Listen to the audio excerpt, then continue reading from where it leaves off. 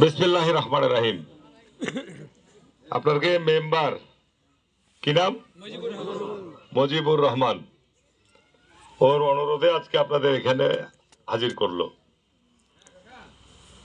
তো এখন সামনে আমাদের 12 তারিখ নির্বাচন, তাই না? আপনারা তো ইতিমধ্যে মানসিকভাবে সিদ্ধান্ত নিয়েছেন যে ইনশাল্লাহ আগামী 12 তারিখ ধানের শীষে আমরা ভোট দেবো, তাই না?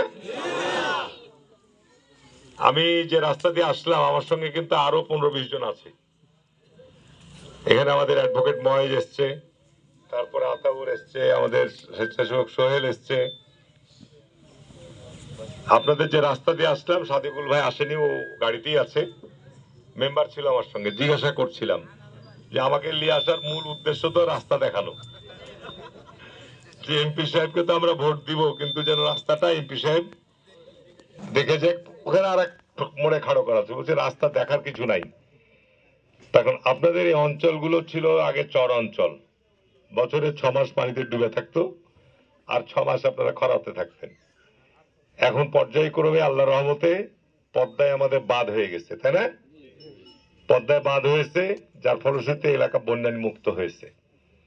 এই রাস্তাগুলো আপনার আরএস নকশাভুক্ত আছে কিনা? এখন এলজিডিতে রাস্তা করতে গেলে এলজিডিতে আইডি ভুক্ত করতে হবে, এটা 1 নম্বর কাজ। এই জন্য আমি সাদিকুল ভাইকে জিজ্ঞাসা করছিলাম, সাদিকুল ভাই বললো যে ওখান থেকে নেমে আসলাম, রাস্তাটা আরএস না বিএসএ এখন মনে অন্তর্ভুক্ত করেছে, বিএসএ হয়েছে, নতুন নতুন অন্তর্ভুক্ত হয়েছে, ঠিক না? ঠিক। হ্যাঁ, যে কারণে আপনার এই যে এখন যেহেতু নতুন নতুন বসতি গড়ে উঠছে আর এগুলো আগে সেভাবেই ছিল না, যেহেতু বিএসএ নকশাভুক্ত হয়েছে, এগুলো আমি এমপি